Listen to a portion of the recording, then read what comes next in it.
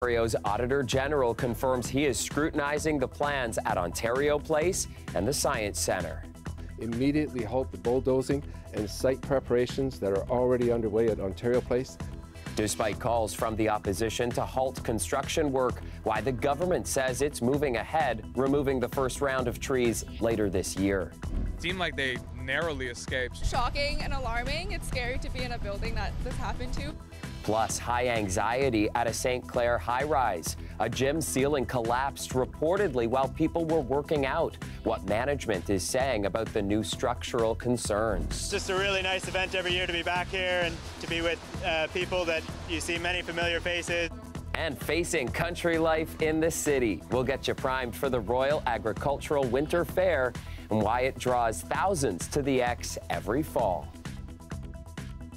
Hi there, I'm Chris Glover. As many settle into the weekend this Friday evening, we are learning two popular tourist attractions in Toronto are being audited. Ontario's acting Auditor General confirming today he's scrutinizing plans at Ontario Place and the Science Centre. And with the reviews ongoing, the opposition is demanding a pause on redevelopment work at Ontario Place. But the Ford government says it's moving ahead. Lorenda Redekop has our top story tonight. Work is already underway at Ontario Place. Today, the Auditor General's office confirms it's doing value-for-money audits of both this site and another attraction set to move there, the Ontario Science Centre, first confirmed by Global News. Immediately halt the bulldozing and site preparations that are already underway at Ontario Place. They must wait until the audit is complete before any more work is done. But a spokesperson for Infrastructure Minister Kinga Surma says they're moving forward with the plans, with the first trees set to be removed later this year. The most criticized part of the development is a private spa and water park by Austrian company Therma, with a reported 95-year lease. The province has committed hundreds of millions of dollars for infrastructure upgrades on the grounds, which includes an underground parking garage. The group Ontario Place for All says it and two other organizations requested audits almost a year ago, with help from the NDP. Shine a light on the opaque and rushed process that has led to the imminent destruction and 95-year giveaway of Ontario Place's West Island for a mega spa. Minister Surma's spokesperson says it was a competitive, open process led by nonpartisan officials, and that the board of the Ontario Science Centre voted unanimously in favor of the decision to move to Ontario Place. Audits are a standard part of government business, he says. Therma Canada says it looks forward to working with the Auditor General and that we're confident he will find that Therma's participation in the revitalization of Ontario Place brings excellent value for Ontarians. It also says it will be investing $500 million at the site, including for a public park. Mayor Olivia Chow was at an event at the exhibition grounds where she's proposed Therma move instead. We want to make sure that there's alternatives, so when Premier Fords want to consider other opportunity, here we are. She says she looks forward to the audits and doesn't want to preempt the process. It's unclear how long these audits might take. The Auditor General's Greenbelt investigation took more than 6 months. Loretta Redekop, CBC News, Toronto. In Brampton, a pedestrian is dead after being struck by a vehicle around 1:30 this afternoon at a parking lot near Main Street South and Nanwood Drive. Peel police say the victim is a man in his 70s. The driver involved in the collision remained at the scene and is cooperating with the investigation. Police reminding motorists to take extra caution in the weeks ahead. Even with the clocks falling back this weekend and people getting an extra hour of sleep, statistically, the next few days and weeks are dangerous on our roads. Dale Manukduk looks at why and what officials want you to remember when heading out. Driving in the dark will be a more familiar sight going forward.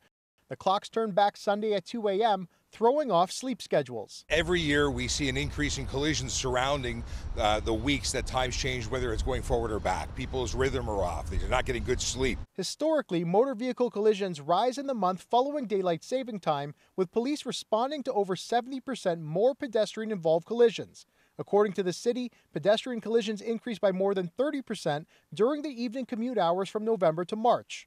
Pedestrians are often dressed up in very dark clothes. It makes them awfully hard to see. Number two, in Canada, it's often rainy in the autumn time. Year to date, 32 people have been killed on Toronto's roads, 20 of whom were pedestrians. Many of these pedestrian deaths happen on arterial roads, which are wide streets that carry lots of traffic. Vision Zero was launched in 2016. 78 people died that year. The next few were relatively level, then a big drop in 2020, the first year of the pandemic, when many people stayed home. The years since have been a bit higher, but still declining from pre-pandemic levels. People are starting to slow down. They realize that we have to protect our most vulnerable road users. Vision Zero has evolved over time. It's in a school zone and now has a signal crossover, a flexi post, a speed radar, and automated speed enforcement.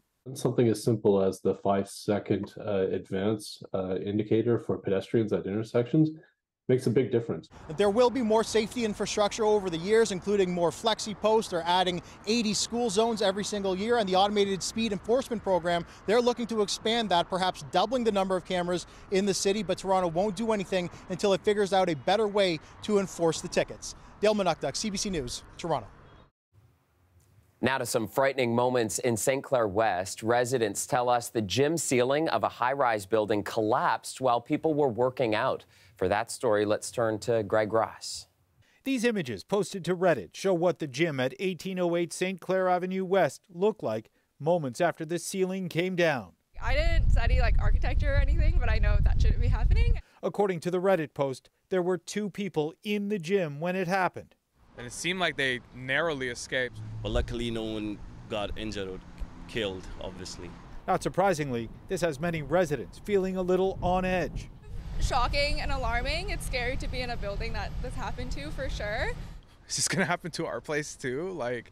I mean, I don't really know what goes on with this type of construction and how it's handled, but it makes me consider what do we have to worry about? I'm kind of nervous because I moved in June and we are paying a pretty good rent and this kind of thing happening. So it just now doubt the whole durability of this building. A spokesperson for the building developer, Diamond Kilmer, told CBC News in an email, "Our engineers continue to advise that there is no concern as to the structural integrity of the building or the residential units. However, out of an abundance of caution, our common areas will remain closed pending further investigation into the failure of a design feature in the ceiling of the fitness facility." Many residents we spoke to here today tell us this is not the first time they've noticed problems inside the building.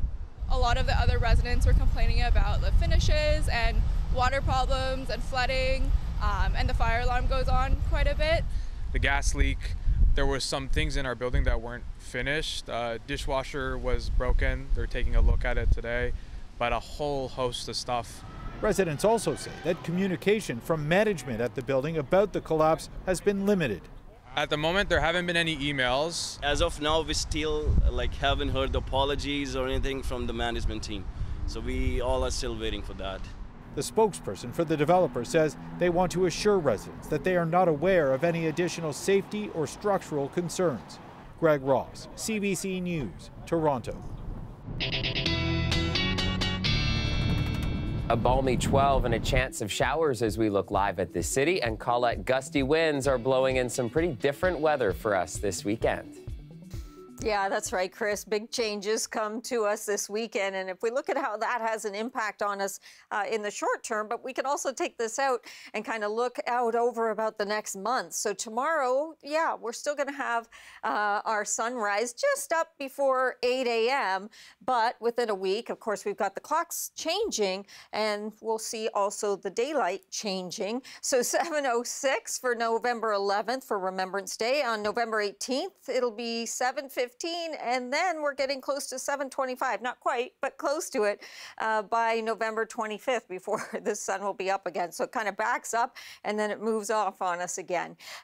Obviously a very mild, nice day today, but breezy conditions. That breeze was pushing those temperatures up, but also along the frontal boundary coming through now, some pretty widely scattered showers. It's a light precipitation, a few millimeters mostly for the lower Great Lakes. I'll go into more detail on that coming up. And then tomorrow afternoon, it's going to take some time to carve this cloud deck out, but we will get into some sunny breaks coming on through. Tonight, 8 degrees for the low, and tomorrow not nearly as windy, Chris, and 11 degrees. All right. Thank you, Colette. We'll talk again a little later on. Taking you next to Hillcrest and the official launch of a new food bank with a record number of users across the city. Operators say today's opening couldn't come at a better time.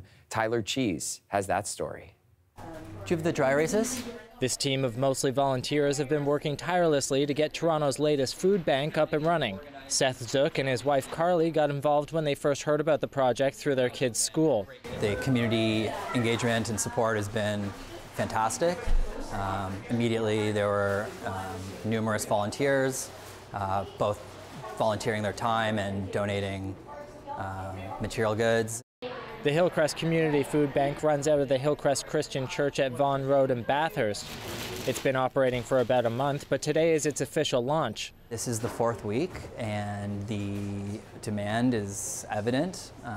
There are households traveling from throughout the city. He says it's taken the whole community to pull this off, including grade 6 students from nearby Hillcrest Community School. And the kids are coming on Fridays to assist and volunteer, and one of the things they're doing is making the signs. The new food bank was created when another food bank down the street found it wasn't able to keep up with demand.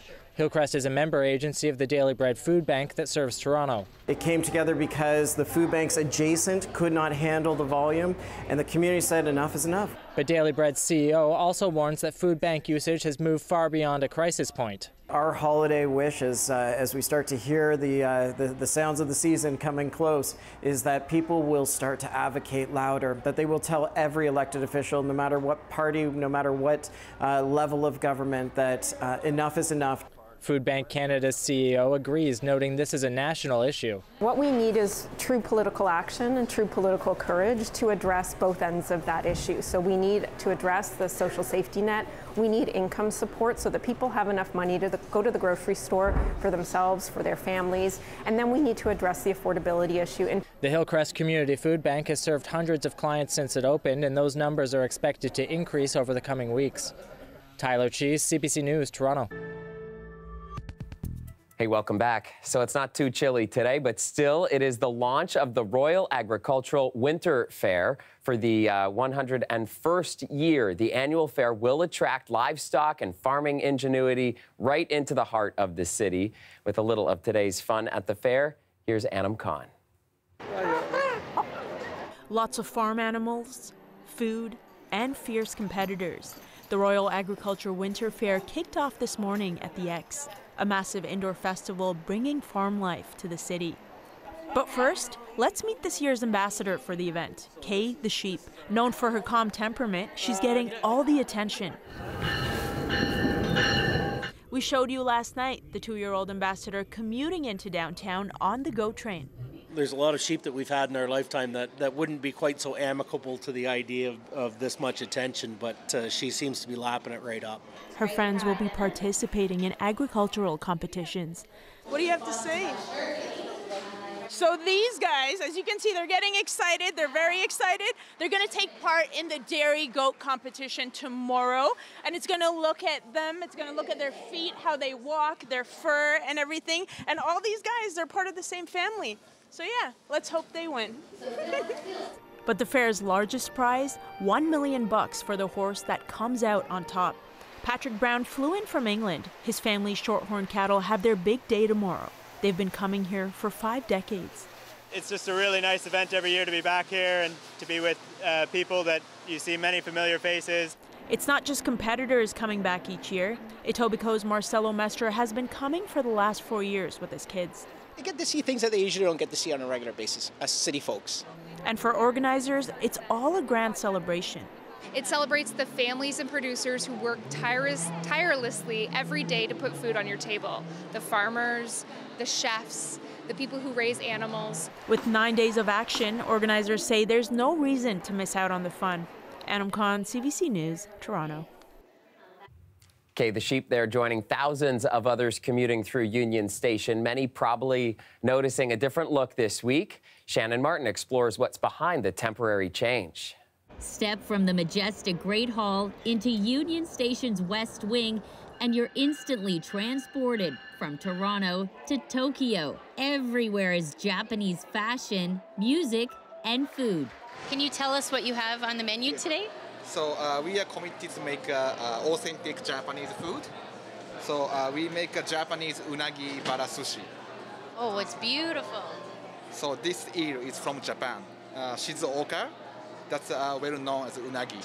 So they make lots of famous unagi and very delicious. It's fatty. And even rice vinegar, everything is Japan. For a few days only, this is now an Ekinaka. Eki is a station, Naka is inside. We call it Ekinaka system, and which means utilize and station existing facilities to activate more people.